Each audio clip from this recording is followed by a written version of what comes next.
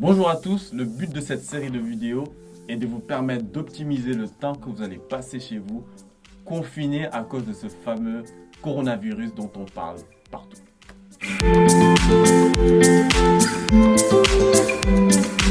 L'actualité sur toutes les lèvres et sur tous les écrans est donc ce fameux virus, un virus qui crée plus de victimes de psychose et de peur que de victimes de santé. Le résultat est que plusieurs personnes sont confinées, plusieurs personnes sont mises en quarantaine et certains diront que c'est une très bonne nouvelle. Pour d'autres bien sûr, et là je pense notamment aux parents d'élèves, c'est un gros facteur stress. Mais il faut quand même s'occuper pendant ce temps et surtout l'optimiser. Cette épidémie, plusieurs le disent, marque la transition vers une nouvelle phase de notre société. Le monde va connaître des bouleversements sur les plans économiques, politiques, sociaux, et l'heure aujourd'hui est surtout à la préparation pendant ces périodes qui vont arriver. Lorsque les temps sont mauvais, il n'y a pas qu'une solution. Soit on se laisse aller et on accepte le coup en subissant, soit on en tire profit. Alors que faire lorsqu'on est bloqué chez soi pendant un certain temps? Je vous propose dans cette série de vidéos un petit guide pratique qui vous permettra d'optimiser ce moment qui n'arrivera pas tout le temps, enfin je l'espère bien, et de pouvoir en tirer profit. Cette petite série de vidéos vous permettra de mieux envisager la suite de votre vie. Le but de ces jours de confinement est d'arriver à vous refixer des objectifs après avoir fait le point sur votre vie et un point sur tous les domaines. Le but est aussi de vous éviter toute forme de dépression et d'oisiveté. Avant toute chose, faites le tour de votre habitat. Si vous êtes célibataire et que vous vivez dans un 10 mètres carrés, vous aurez vite fait le tour. Mais la nécessité demeure.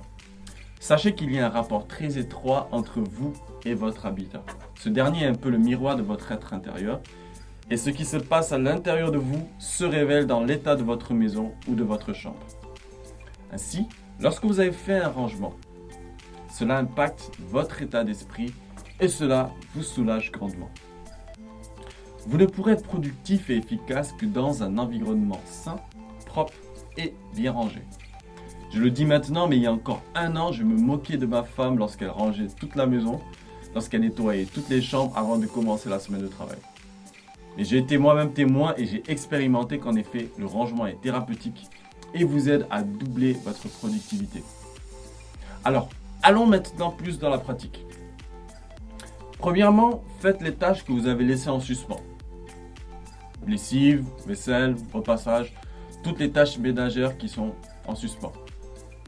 Deuxièmement, commencez à trier chaque pièce. Vous avez assez de temps, alors inutile de vous presser. Prenez le temps qu'il faut et voyez ce que vous souhaitez garder et ce que vous souhaitez jeter. Vous aurez du mal à vous débarrasser de certains objets ou certains habits, mais pensez avant tout à vous-même et à la nécessité de vous libérer de ce que j'appellerais les petits fardeaux. Plusieurs petits fardeaux insignifiants, entassés, forment un lourd fardeau. Quelquefois, on s'étonne de notre état, on se sent lourd, déprimé, mais la cause est souvent dans ces petites choses que l'on accumule, les dossiers, les tâches, plein d'autres choses, plein de petites choses qu'on accumule. Vous vous sentirez déjà plus léger de voir tous les sacs poubelles qui seront prêts à être jetés, et bien sûr qui seront jetés après vos semaines de confinement. En fonction de votre situation, les choses peuvent être différentes.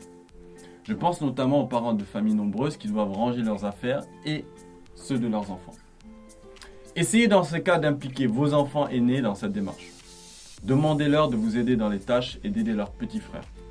Ce sera en même temps une leçon de bien-être pour eux et cela va forger un futur caractère de leadership. Cela en plus renforcera le lien familial et pourrait même être une activité ludique.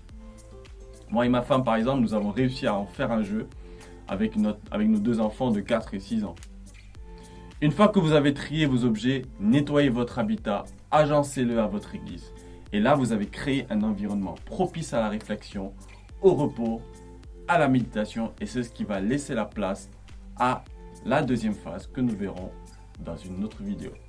Merci d'avoir regardé cette vidéo et restez connectés pour d'autres vidéos qui viendront par la suite. Et je vous souhaite une bonne continuation et un bon temps de confinement, bien sûr dans la joie, dans la bonne humeur et dans la paix.